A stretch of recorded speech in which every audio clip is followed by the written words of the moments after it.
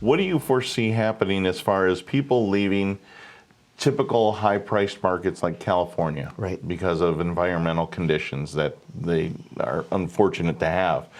Have you seen or heard anything on that Ohio or national level that talks about that subject and what that may do to our market here locally?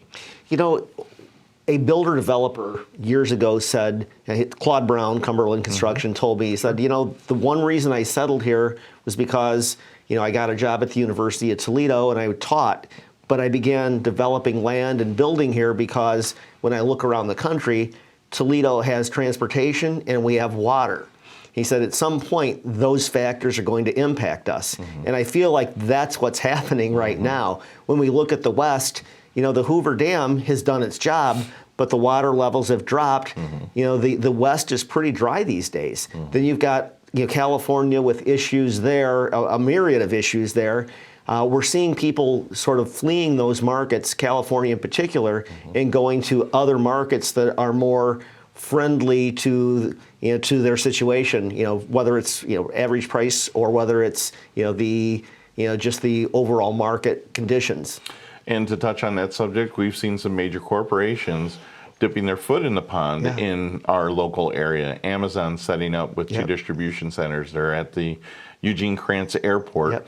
So we're starting to see that we're being recognized on a more national level for just being home of the mud hens. Exactly. You know, the development industry has recognized, you know, what's happening here from a commercial standpoint as being, you know, attractive for the last couple of years. Like Toledo is one of the most attractive shovel-ready sites in the country.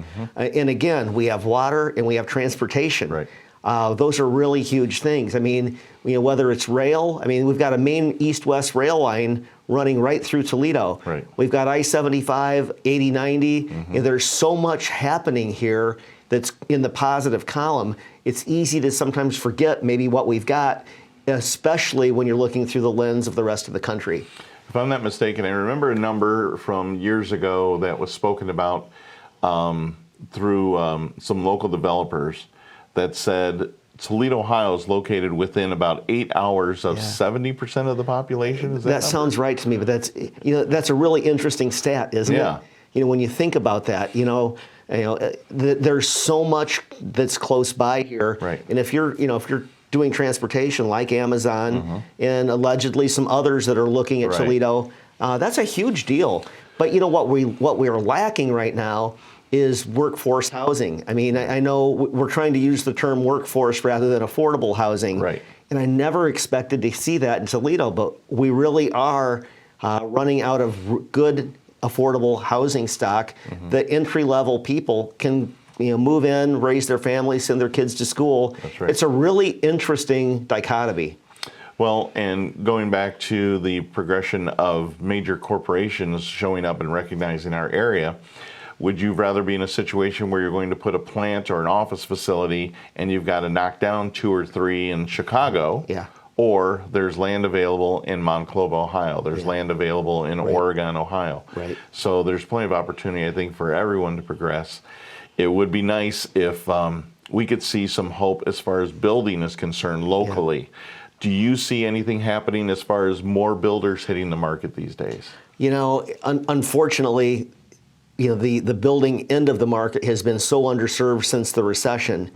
And the momentum just isn't picking up. I mean, there's plenty of demand, but there just isn't the level of builders in the marketplace to meet the demand. And part of it goes back to, you know, personnel. In other words, can they find the contractors and the carpenters, the people to have on site putting the house together, and then getting goods, you know, getting supplies, getting, you know, roofing shingles from the same dye lot, you know, and getting them on the site. You know, whether it's tile for the shower or bath. I mean, it's such a challenge getting supplies to the site on a timely basis. It's a challenge. And something that doesn't necessarily is for us to fix, but for a long time, people were told, students were told, if you're going to go anywhere, you have to go to college. And there wasn't an emphasis on going into trades because I don't know if people didn't feel that they were worthy of that it was beneath them. But I know a lot of successful roofers. I know a lot of successful window and siding Right. installers that have made a good living, have sent their kids to Yep. school, have raised their families here. And it seems like there's now a tide that's changed. Yeah. And maybe they're starting to realize that, maybe that wasn't exactly what Yeah. was the right thing to do. I would agree completely. College isn't for everyone, and college debt certainly isn't for everyone. Right. A really good trades program, is really invaluable. I know the electrical union has a great trades program. The pipe fitters and plumbers do, steel workers. There's some really great opportunities. And the nice thing is, they have benefits. They have 401k. Exactly. You can be in the trades, make a great living, and really have a nice retirement cushion for down the road somewhere. Yeah, and sitting behind a desk isn't for everybody. Right. And going in a crawl space and working on a PVC pipe isn't for everybody. But Correct. there is definitely a lot of value and a lot of potential growth for someone to be in the trades. I know question. several plumbers that have done very well, No question. and there's great opportunities out there for others. No But question. I really appreciate your time. I know that My you're very pleasure. busy. Thanks for giving us that perspective from the state of Ohio and what's going on nationally. And I really appreciate everything you do for our community. Thank you so much. Happy to be here, Eddie. Thank you. Guys, this has been Coffee with Eddie, Eddie Campos with RE/MAX Preferred Associates. We'll see you next week.